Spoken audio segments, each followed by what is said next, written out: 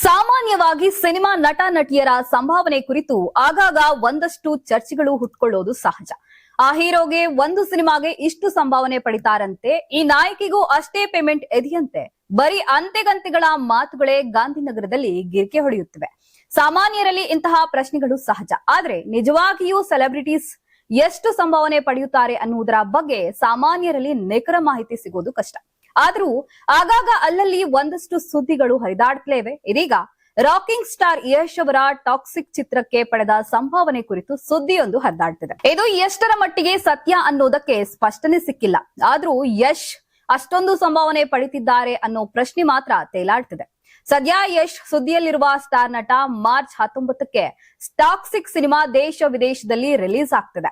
ಈ ಚಿತ್ರಕ್ಕಾಗಿ ಯಶ್ ಬರೋಬ್ಬರಿ 150 ಕೋಟಿ ರೂಪಾಯಿ ಸಂಭಾವನೆ ಪಡೆಯುತ್ತಿದ್ದಾರೆ ಎನ್ನಲಾಗ್ತಿದೆ. ಅಷ್ಟೇ ಅಲ್ಲ, ಈ ಸಿನಿಮಾದಲ್ಲಿ ಅವರು ಸಹ ನಿರ್ಮಾಪಕರು ಕೂಡ. ಸದ್ಯ ರಿಲೀಸ್ ಮೊದಲೇ ಟೀಸರ್ ರಿಲೀಸ್ ಆಗಿದ್ದು ಸಖತ್ ಸೌಂಡ್ ಮಾಡ್ತಿದೆ.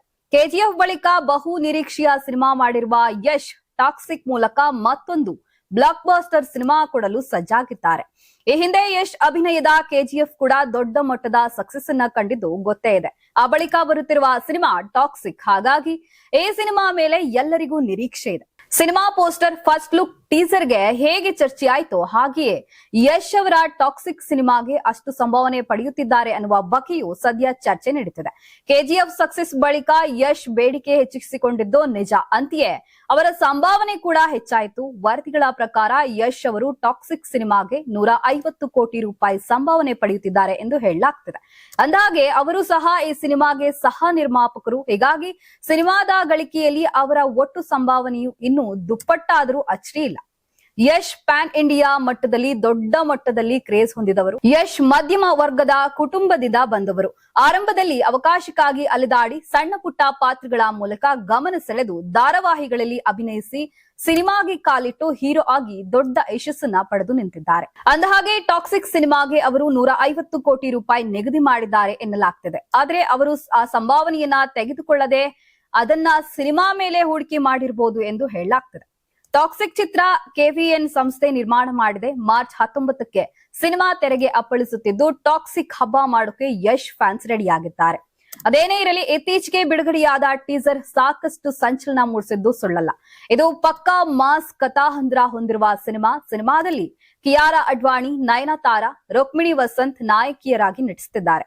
ಈ ಸಿನಿಮಾದಲ್ಲಿ ಬಾಲಿವುಡ್ ಮತ್ತು ಹಾಲಿವುಡ್ ನ ಅನೇಕ ಕಲಾವಿದರು ನಟಿಸಿದ್ದಾರೆ. Karnataka TV leader awards 2025 best MLA nomination Bengaluru ವಿಭಾಗ ಎಸ್ಆರ್ ವಿಶ್ವನಾಥ್ ಯಲಹಂಕ ಕ್ಷೇತ್ರ, ಪ್ರಿಯಾ ಕೃಷ್ಣ ಗೋವಿಂದರಾಜನಗರ ಕ್ಷೇತ್ರ, ಎಚ್ಸಿ ಬಾಲಕೃಷ್ಣ ಮಾಗಡಿ ಕ್ಷೇತ್ರ, ಸತೀಶ್ ರೆಡ್ಡಿ ಬೊಮ್ಮನಹಳ್ಳಿ ಕ್ಷೇತ್ರ, ಉದಯ್ ಬಿ ಗರುಡಾಚಾರ್ ಚಿಕ್ಕಪೇಟೆ ಕ್ಷೇತ್ರ, ಎಸ್ ರಘು ಸಿವಿರಾಮನ್ ನಗರ ಕ್ಷೇತ್ರ, ರಿಜ್ವಾನ್ ಅರ್ಷದ್ ಶಿವಾಜಿನಗರ ಕ್ಷೇತ್ರ, ಎನ್ಎ ಆರಿಸ್ ಶಾಂತಿನಗರ ಕ್ಷೇತ್ರ, ಶರತ್ ಬಚ್ಚೇಗೌಡ ಹೊಸಕೋಟೆ ಕ್ಷೇತ್ರ, ಧೀರಜ್ ಮುನಿರಾಜು ದೊಡ್ಡಬಳ್ಳಾಪುರ ಕ್ಷೇತ್ರ, ಎನ್ ಶ್ರೀನಿವಾಸಯ್ಯ ನೆಲಮಂಗಲ ಕ್ಷೇತ್ರ, ಎಂ ಕೃಷ್ಣಪ್ಪ ಬೆಂಗಳೂರು ದಕ್ಷಿಣ ಕ್ಷೇತ್ರ.